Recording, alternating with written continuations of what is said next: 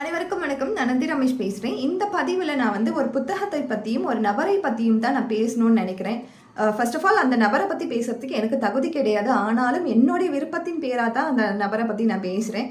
So இப்போ ஆன்மீகம் அப்படின்னு எடுத்துக்கிட்டோன்னா நிறைய குருமார்கள் வந்து வித்தியாசமான ஆன்மீகத்தை வந்து சொல்லிட்டு இருக்காங்க. எதெல்லாம் நம்ம வந்து ஒரு காலகட்டத்தில் மூட நம்பிக்கைன்னு நினச்சிட்டு இருந்தோமோ அதெல்லாம் மறுபடியும் திணிக்கிறாங்களோன்னு தோணுது. கடவுள் என்பது ஒரு பெரிய சோர்ஸ் ஆஃப் எனர்ஜி. அதை வந்து சின்ன ஒரு அடக்கத்தின் கீழே எடுத்துகிட்டு வரவே முடியாது. அப்படின்ற பட்சத்தில் ஒரு கண்ணில் லென்ஸ் வச்சுட்டு நான் உனக்கு தீட்சை தரேன்னு சொன்னால் அவங்களையும் நம்ம குருமாராக பார்க்குறோம். அதே மாதிரி திருவண்ணாமலையில் வந்து சிவனை ஏன் ஏசியில் வச்சுட்டு இருக்காங்க? ஏன்னா சிவன் வந்து அந்த ஏசி தான் பிடிக்கும், குளிர்ச்சி தான் பிடிக்கும் அப்படின்னு பேசுகிறோம். சிவனுக்கு வந்து அருவமும் கிடையாது, உருவமும் கிடையாது. எண்ணில் அடங்காத ஆற்றல் கொண்ட ஒரு எனர்ஜி ஃபார்ம் தான் சிவன். சிவனை வந்து நம்ம முழுசான ஒரு கடவுளாக நம்ம பார்க்கணுன்னா அதுக்கு வந்து இந்த பிரபஞ்சமே பத்தாது. அந்த அளவுக்கு பிரம்மாண்டமான சிவன் வந்து அவருக்கு இதுதான் பிடிக்கும், இது பிடிக்காது, இதை செய்யணும், நீங்கள் இதை செய்யக்கூடாதுன்னு நம்மளுக்கு அவருக்கு நல்லதும் இல்லை, நெகட்டிவும் கிடையாது, கெட்டதும் இல்லை. அவர் வந்து எதுவுமே பற்றற்றவர்.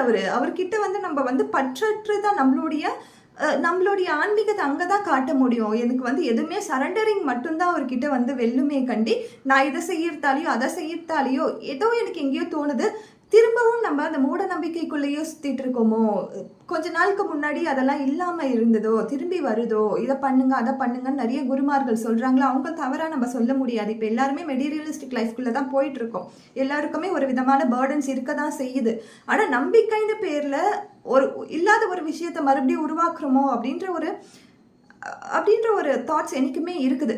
நான் எனக்கு இன்ட்ரடியூஸ் பண்ண போகிற ஒரு பர்சனாலிட்டி யாருன்னு நம்ம பார்த்தோன்னா நம்மளுடைய ரமண மகரிஷி. இவருக்கு நான் இன்ட்ரடியூஸ் பண்ணணுன்னு எனக்கு அவசியமே கிடையாது. ஏன்னா இவருக்கெல்லாம் வந்து உலகத்தில் எவ்வளவோ கோடி ஆன்மீகவாதிகள் இருக்கிறாங்க, தொண்டர்களாக.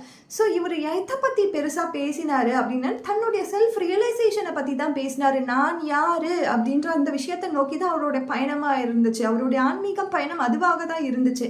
இந்த உலகத்துக்காக அவர் வந்து எதுவுமே வந்து இதை பண்ணுங்க அதை பண்ணுங்க நீங்கள் போய் இதை அடைஞ்சிடலாம் அப்படின்லாம் சொல்ல. ஃபஸ்ட்டு நீ உன்னை உணர்ந்தா மட்டும்தான் கடவுள் அப்படின்ற ஒரு எனர்ஜி உணர முடியும். அப்படின்ற அந்த தாத்மீக ஒரு ஆன்மீகத்தை கற்றுக் கொடுத்தவர் அப்படின்னா நம்மளுடைய மகரிஷி மட்டும்தான், ரமண மகரிஷி மட்டும்தான்.